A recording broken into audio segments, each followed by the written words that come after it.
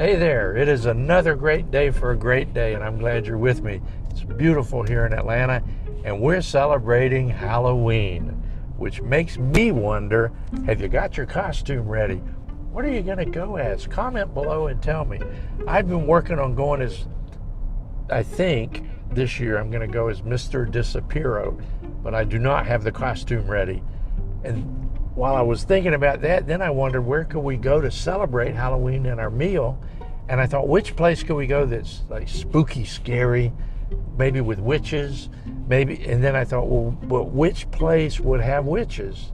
And then it hit me, which.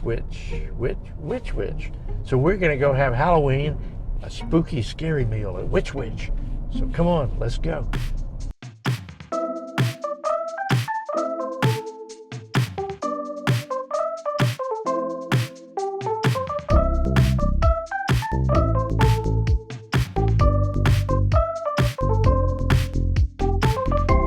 Mark's gotta eat. All right, so here we are. I think though I may have a problem. I couldn't really see some of me when I was getting out of the car just now. Can you see me? Because I don't. No. Were you trying magic words again? Well, I was trying the magic words to be Mr. Disappearo, and I guess one of them must have worked. Which ones did you try? I tried abracadabra, willywog sillygag, and that didn't work. Yeah, obviously. And then I said metamorpho, and I think that was the last one I said, so that must have been it. So I'll say it, maybe if I say it again, I'll come back. Metamorpho. Whoop. We'll try it again. Metamorpho. Do I need to say it with you? Why don't you say it with me? Let's everybody say it, and say it really loud. 1, 2, 3, metamorpho! Nothing? Nothing.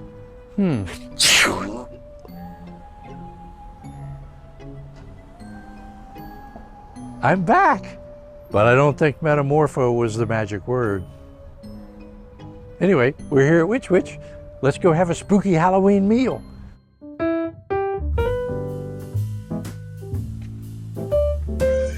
All right, table for two, me and you. Check out this menu. They got a lot of stuff that's good.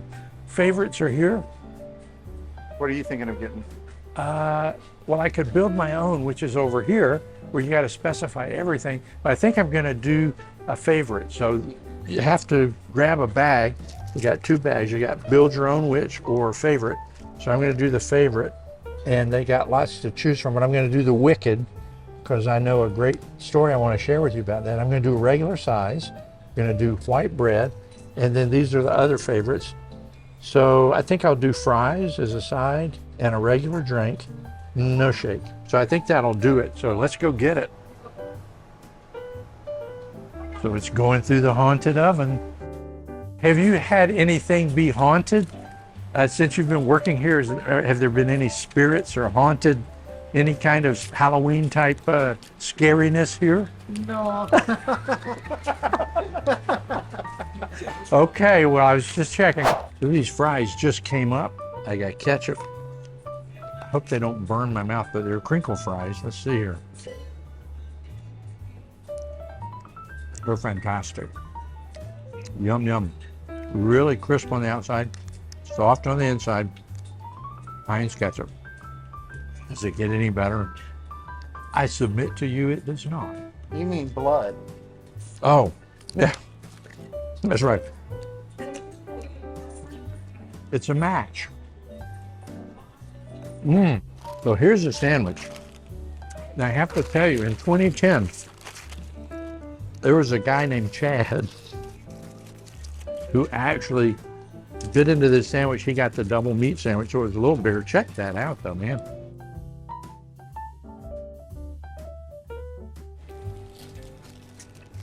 So this guy ordered the double meat version of this, and it was so big, and they advertised it being a big sandwich, that he dislocated his jaw when he opened up. I think he was cutting up with his kids. Anyway, he had to go to the hospital. The EMTs had to take it.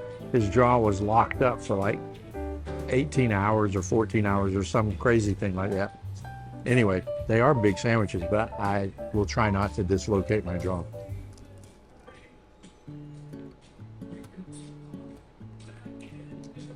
So I got the Wicked, which has 5 types of meat. It's like ham and salami and turkey, maybe some roast beef, bacon, then lettuce, tomato, 3 types of cheeses. Anyway, it's very good. And it's hot, which is kind of nice. You don't find hot sandwiches much anymore.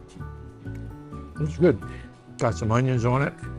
It's a sweet sort of a Thousand Island dressing. Have you ever checked to see that the Thousand Islands, what are they? Can you name them? How do you know it's not like 998 island dressing?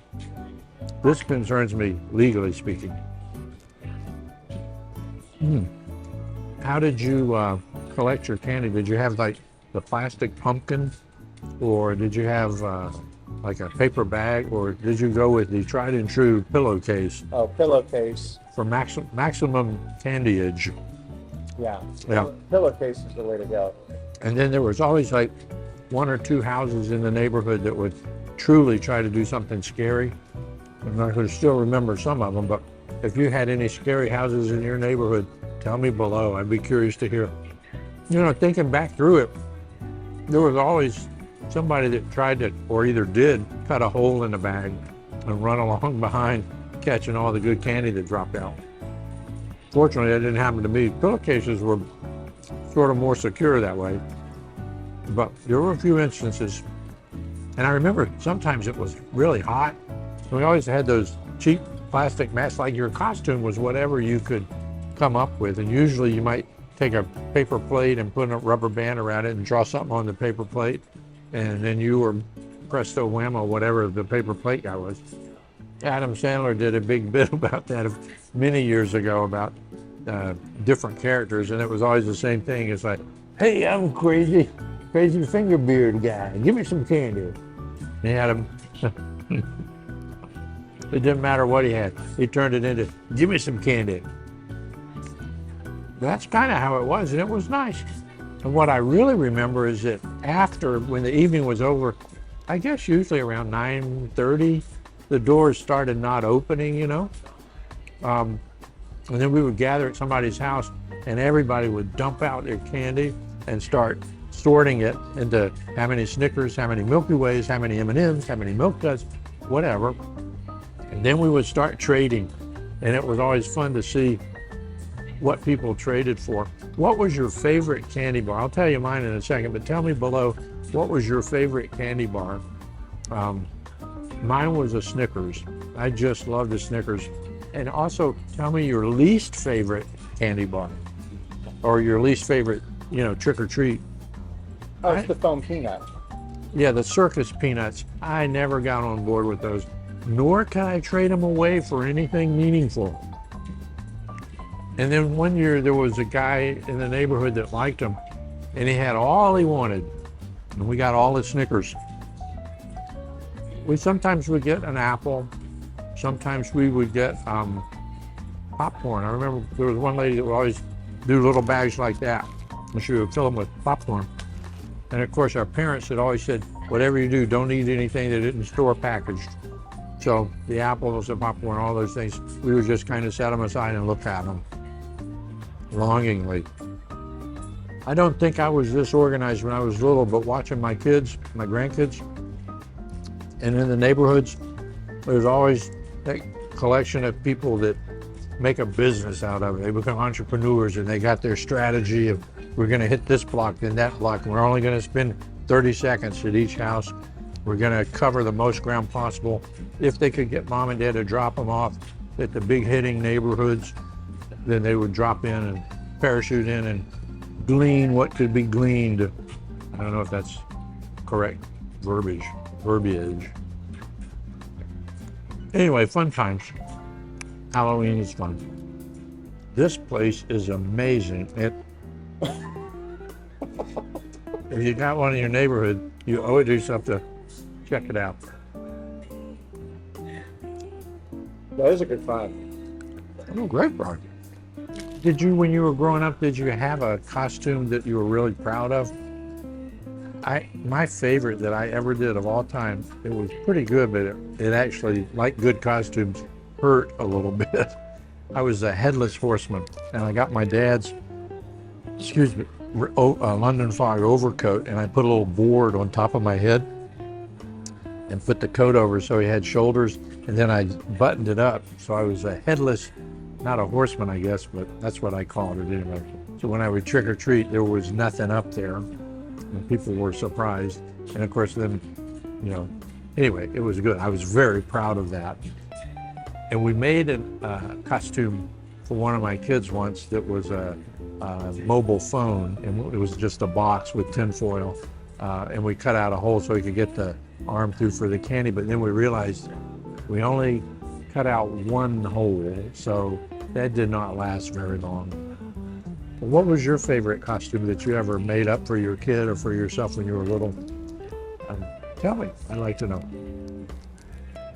So being Halloween and all reminds me I need to share with you Mark's top 5 tips on having a great Halloween. Number 5, wear something that's breathable and well lit so nobody runs over you, which may mean I have a problem with Mr. Disappearo.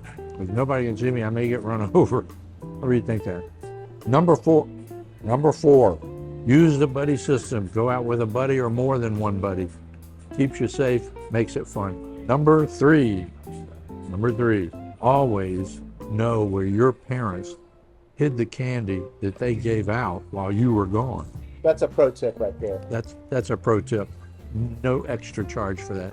Number 2, go to the bathroom before you trick or treat. Easy to remember, number 2. And the number 1 tip for Halloween, don't skip the house that has the good candy. You know what I'm talking about. Sometimes we do it on accident, but you don't want to. There's a house with good candy. Your job is to find it. So those are my tips for Halloween. If you have any additional tips, please tell me below. This is really, really good, but it's getting, should have worn long sleeves. It's kind of chilly in here. Uh-oh. Well, remember, life is short. Enjoy every meal. Metamorpho!